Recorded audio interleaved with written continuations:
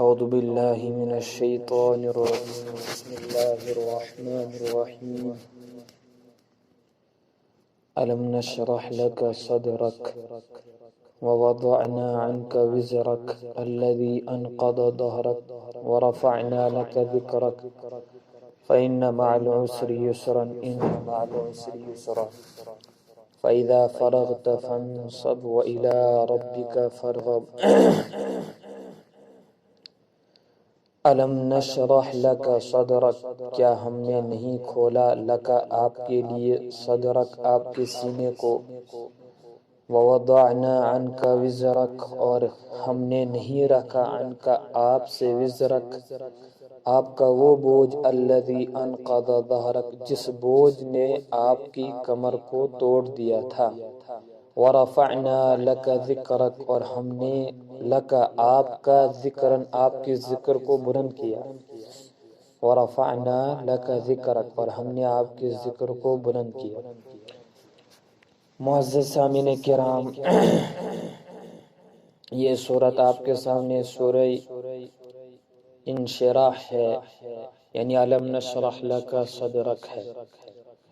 اور یہ سورت جو ہے یہ مکی سورت ہے۔ مکی صورتوں کا ایک قاعدہ اور ضابطہ ہے کہ مکی صورتوں میں اللہ رب العزت رسالت،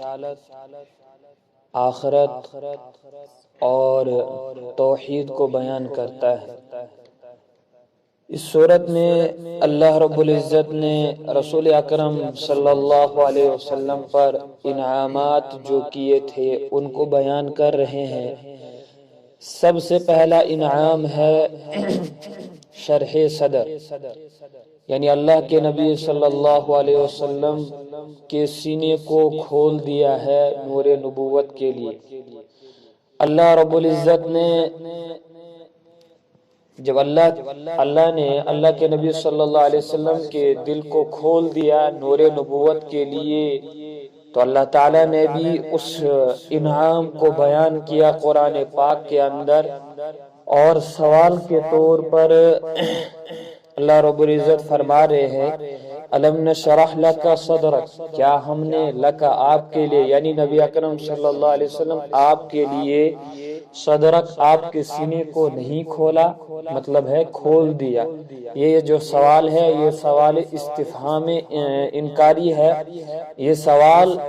انکار کے طور پر جب کسی سامنے کو سوال کیا جاتا ہے انکاری طور پر، گویا کہ اس میں اور تاکید ہوتی ہے۔ اللہ یہ کہنا چاہتا ہے کہ ہم نے آپ کے لیے آپ کے سینے کو کھول دیا ہے نور نبوت کے لیے، کہ نور نبوت اور یہ شرح صدر جو ہے یہ تو علم و حکمت کے لیے کھول دیا اللہ رب العزت نے، اور یہ آپ کی زندگی میں 4 مرتبہ ہوا ہے۔ سب سے پہلا جب آپ دائے حلیمہ کے پاس دودھ پینے گئے تھے، اس وقت آپ کی عمر 4 سالہ تھی۔ 4 سالہ عمر میں آپ کے پاس آپ کے رضائی بھائی عبداللہ بھی تھے، وہ بکریاں چرانے گئے، اور بکریاں چرانے کے لیے جب ان کے بھائی رضائی بھائی حضرت عبداللہ جو تھے، انہوں نے کیا دیکھا کہ 2 آدمی سفید کپڑوں میں آئے اور اللہ کے نبی صلی اللہ علیہ وسلم کو لٹایا، ان کے سینے کو چاک کر دیا، ان کے سینے مبارک کو چاک کرنے کے بعد ان کا سینہ نکالا، اور اس سینے میں سے جو گندگی تھی اس کو باہر نکالا اور اس کو زمزم سے دھویا۔ پھر ان فرشتوں نے ان کے دل کے اندر جو بچپن کی کھیل تماشے والی زندگی ہوتی ہے، اللہ کے نبی صلی اللہ علیہ وسلم کے دل میں سے اس چیز کو نکال کر زمزم سے اس کو دھویا، پھر اس سینے کو اللہ کے نبی صلی اللہ علیہ وسلم کے سینے مبارک کو پھر اسی جگہ رکھا، اور پھر اس طریقے سے جب ان کے بھائی حضرت عبداللہ نے جب یہ ماجرا دیکھا تو وہ دوڑتے ہوئے دائے حلیمہ کے پاس گئے اور فرمانے لگے کہ میں نے ایک ایسا ماجرا دیکھا ہے۔ تو دائے حلیمہ دوڑتی ہوئی آئی اور گھبراتے ہوئے نبی پاک صلی اللہ علیہ وسلم کو سینے سے لگایا کہ کیا ماجرا ہوا، تو نبی پاک صلی اللہ علیہ وسلم تھوڑے سے ڈرے ہوئے تھے تھے، یہ پہلا مرحلہ تھا ان کا، یہ قصہ جو ہے یہ پہلی مرتبہ ہوا۔ تو گویا کہ اس وقت بھی جو بچپنے کی زندگی ہوتی ہے، اللہ رب العزت نے اس دل میں سے اس گندگی کو نکال کر زمزم سے دھویا، پھر ویسے ہی اللہ کے نبی صلی اللہ علیہ وسلم کا جو سینے مبارک ہے پھر اسی جگہ رکھا۔ تو اس طریقے سے دوسری مرتبہ جب آپ صلی اللہ علیہ وسلم 20 سال کی عمر میں ہوئے تو ایسا ماجرا ہوا کہ 20 سال کی عمر میں جوانی کا ماحول ہوتا ہے اور انسان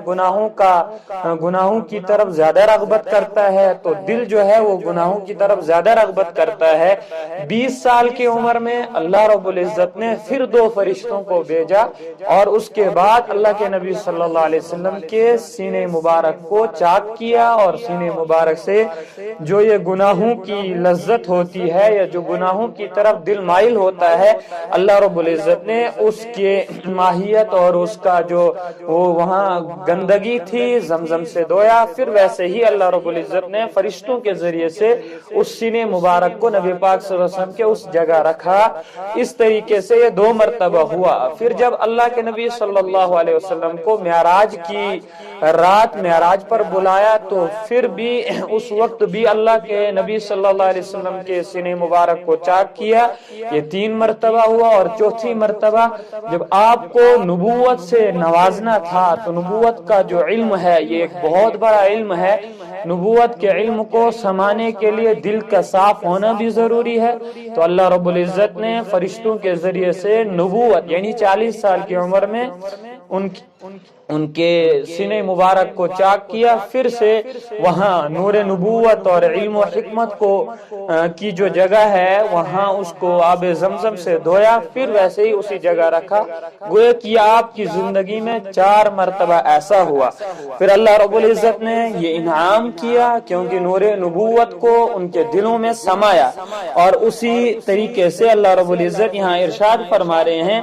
الم نشرح لک صدرک، کیا ہم نے آپ کے لیے آپ کے سینے کو نہیں کھولا، ووضعنا عنک وزرک، اور ہم نے رکھ دیا آپ سے وہ بوجھ الذی انقض ظہرک، جس نے آپ کی پیٹھ کو توڑ دیا تھا۔ وہ کون سا بوجھ ہے؟ وہ بوجھ جس نے آپ کی پیٹھ کو توڑ دیا۔ جیسے مثال کے طور پر یہاں انسان کے پیٹھ پر اگر کوئی بوجھ رکھ دیا جاتا ہے تو اس کی پیٹھ جو ہے وہ جھک جاتی ہے، وہ کھڑا ہو نہیں سکتا ہے، تو ایسا بوجھ اللہ کے نبی صلی اللہ علیہ وسلم پر تھا کہ اس کی وجہ سے آپ صلی اللہ علیہ وسلم کی کمر جو ہے وہ جھک جایا کرتی تھی۔ وہ بوجھ کون سا ہے؟ یہاں مفسرین حضرات جو ہے وہ 2 باتیں لکھتے ہیں۔ ایک بوجھ تو وہ ہے کہ نبی اکرم صلی اللہ علیہ وسلم نے کچھ ایسے کام کیے جو مباح اور جائز تھے لیکن خلاف عادت تھے، جو نبی پاک صلی اللہ علیہ وسلم کے مرتبہ اور مقام کے اعتبار سے وہ درست نہیں تھے، کیونکہ ہمارے نزدیک تو وہ درست ہے، ہم عام انسان ہے، لیکن ایک نبی کے لیے اس کام کو کرنا وہ درست نہیں ہوتا ہے۔ وہ مباح اور جائز ہوتے ہیں لیکن پھر بھی طبیعت جو نبی پاک صلی اللہ علیہ وسلم کی جو طبیعت تھی وہ یہ کہہ رہی تھی کہ یہ مصلحت اور عادت کے خلاف ہے، مجھے یہ کام نہیں کرنا چاہیے تھے، لیکن امت اگر اس کام کو کرتی تو اس میں گناہ نہیں ہوتا۔ نبی گناہ سے معصوم اور پاک ہوتے ہیں، محفوظ ہوتے ہیں، نبی گناہ نہیں کر سکتے، لیکن مباح اور جائز کام جو تھے ان کو اگر اللہ کے نبی صلی اللہ علیہ وسلم کر لیتے تھے، اس کی وجہ سے ان کی جو طبیعت تھی وہ تھوڑی سی بے قرار ہو جاتی تھی۔ تو اللہ رب العزت فرما رہے ہیں کہ آپ کے اگر ایسے کام کوئی ہو جائیں جو آپ کے مقام و مرتبت کے خلاف ہیں تو میں ان کو معاف کر دوں گا، ان کا مواخذہ نہیں کروں گا۔ اس بوجھ کو بھی اللہ رب العزت نے اپنے محبوب نبی اکرم صلی اللہ علیہ وسلم سے اس بوجھ کو ہٹا دیا ہے۔ ایک یہ بوجھ تھا۔ دوسرا بوجھ کہ جب وحی کا سلسلہ نازل ہوا اور اگلی والی سورت یعنی اقرأ بسم ربک الذی، یہ سب سے پہلی سورت ہے، یہ نازل ہوئی اور وحی کا جب نزول ہوتا ہے تو ایک دل پر ایک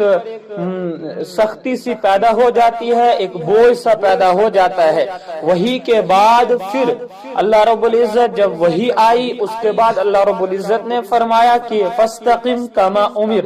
آپ کھڑے ہو جائیں جیسے کہ آپ کو حکم دیا گیا ہے۔ اب آپ کے پاس کلمہ توحید آ گیا ہے، اب آپ کے پاس وحی کا علم آ گیا ہے۔ اب یہ آپ اپنے پاس نہیں رکھنا ہے بلکہ امت کو پھیلا دینا ہے، امت تک اس کی تبلیغ کرنی ہے، امت تک اس علم کو پہنچانا ہے۔ تو اس علم کے پہنچانے کے سلسلے میں اللہ کے نبی صلی اللہ علیہ وسلم کو شروع میں تھوڑی سی تکلیف ہونے لگی، کیونکہ پھر جب آپ امت کے پاس جاتے تو کوئی آپ کو مجنون کہنے لگا، کوئی آپ کو جادوگر کہنے لگا، کوئی آپ کو ساحر کہنے لگا، کوئی آپ پر گندگی پھینکنے لگا، کوئی آپ کی بے عزتی کرنے لگا، آپ کی توہین کرنے لگا۔ طائف میں جب اللہ کے نبی صلی اللہ علیہ وسلم گئے تو دین تبلیغ کے سلسلے میں بات کی، لیکن طائف والوں نے کیا ماجرا کیا، ان کو بھگایا، ان کی مہمان نوازی نہیں کی بلکہ ان کو بھگا دیا۔ بھگانے کے بعد ایسا ہی نہیں بلکہ بدماش اور بدصورت لوگوں کو، چھوٹے چھوٹے بچوں کو ان کے پیچھے لگایا کہ ان کو پتھراؤ کرو، اور پھر ان پر پتھر پھینکے گئے۔ تو ان پر پتھر پھینکنے کے بعد ان کا جو یہ جوتا ہے وہ خون سے بھر گیا۔ ایسی تکالیفیں اللہ کے نبی صلی اللہ علیہ وسلم نے اس دین کے سلسلے میں صحیح ہے، اس دین کے سلسلے میں اللہ کے نبی صلی اللہ علیہ وسلم نے برداشت کی، تو ایک بوجھ سمجھا جاتا تھا پہلے سے۔ اللہ کے نبی صلی اللہ علیہ وسلم نے اس کو تھوڑا سا بوجھ سمجھا، تو اللہ رب العزت فرما رہے ہیں فاستقم کما امرت، آپ کھڑے ہو جائیں جیسے کہ میں آپ کو حکم دے رہا ہوں۔ لیکن اس بوجھ کے ساتھ یہ بوجھ جو تھا یہ تھوڑی دیر کے لیے تھا، اس کے بعد کیا ہوا، انما العسر یسرا، کہ آسانی کے بعد جو مشکل کے بعد آسانی آئے گی۔ یہ پھر جب فتح مکہ ہوا اس کے بعد تمام مشکلات جو تھی وہ آسان ہو گئی، وہ ختم ہو گئی، مشکلاتوں کا خاتمہ ہو گیا۔ تو گویا کہ یہ تھوڑی دیر کے لیے یہ مشکلات تھی۔ اسی بوجھ کو بتانے کے لیے اللہ رب العزت یہاں ارشاد فرما رہے ہیں وَوَضَعْنَا عَنْكَ وِزْرَكَ الَّذِي أَنْقَضَ ظَهْرَكَ وَرَفَعْنَا لَكَ ذِكْرَكَ۔ اب آپ کے لیے ایک اور انعام فرمایا کہ میں نے آپ کے اس نام کو بلند کیا ہے، اس نام یعنی آپ کے محمد عربی صلی اللہ علیہ وسلم کے نام کو اللہ نے بلند کیا۔ فرمایا کہ میناروں میں، ممبروں پر آپ کا، جہاں میرا، اللہ فرما رہا ہے کہ جہاں میرا نام ہوگا وہاں اللہ کے نبی صلی اللہ علیہ وسلم کا نام ہوگا۔ کلمے میں اشہد اللہ الہ الا اللہ، وہاں اللہ کا نام ہے، واشہد ان محمدًا عبدہ ورسولہ، ساتھ میں ہی اللہ نے اپنے محبوب کا نام رکھا۔ اذان میں جب ہم اذان دیتے ہیں وہاں جب اللہ کا نام ہوتا ہے تو وہاں بھی محمد کا نام ہوتا ہے۔ ممبروں پر کوئی خطاب کرنے آتا ہے تو وہاں جب اللہ کا نام لیتا ہے وہ اللہ کے نبی صلی اللہ علیہ وسلم کو نام لیتا ہے۔ کہ وَرَفَعْنَا لَكَ ذِكْرَكَ، میں نے تیرے نام کو بلند کیا، جو میرا نام لے گا وہ ضرور آپ کا نام لے گا۔ اور اتنا ہی نہیں بلکہ غیر مسلم جو مسلمان نہیں ہے، جو مجھ پر ایمان نہیں لاتے ہیں، وہ بھی اللہ کے نبی صلی اللہ علیہ وسلم کا نام جو ہے وہ لیتے ہیں، وہ بھی احترام کے ساتھ لیتے ہیں۔ فرمایا فَإِنَّ مَعَ الْعُسْرِ يُسْرًا، بلا شبہ مشکل کے بعد آسانی ہے، إِنَّ مَعَ الْعُسْرِ يُسْرًا، اور مشکل کے بعد آسانی ہے۔ فَإِذَا فَرَغْتَ فَانْصَبْ، جب آپ فارغ ہو جائیں، فَانْصَبْ، تو جب آپ فارغ ہو جائیں تو آپ محنت کریں، فَانْصَبْ، محنت کریں، وَإِلَى رَبِّكَ فَارْغَب، اور اپنے رب کی طرف راغب ہو جائے، اپنے رب کی طرف دل لگائے۔ ان تمام باتوں کا خلاصہ یہ ہے کہ مشکل آئیں گی، تکلیفیں آئیں گی۔ جب مکہ میں دین تبلیغ کو پھیلانا تھا،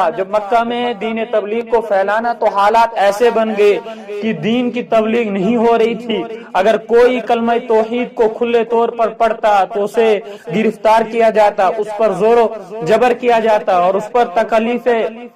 اس کو سزائیں دی جاتی. کہا یہ تھوڑی دیر کے لیے سزائیں ہوگی، ان مع العسر، مشکل کے بعد یسرا، آسانی ہوگی. پھر ایسا ہی ہوا کہ فتح مکہ ہوا، پورا مکہ جو ہے وہ مسلمان ہو گیا، پورے مکہ نے اسلام لے آیا. فَإِذَا فَرَغْتَ فَانْصَبْ وَإِلَىٰ رَبِّكَ فَارْغَب. آخری دو آیتوں میں اللہ رب العزت اللہ کے نبی صلی اللہ علیہ وسلم کو فرما رہے ہیں آپ جب فارغ ہو جائیں گے دین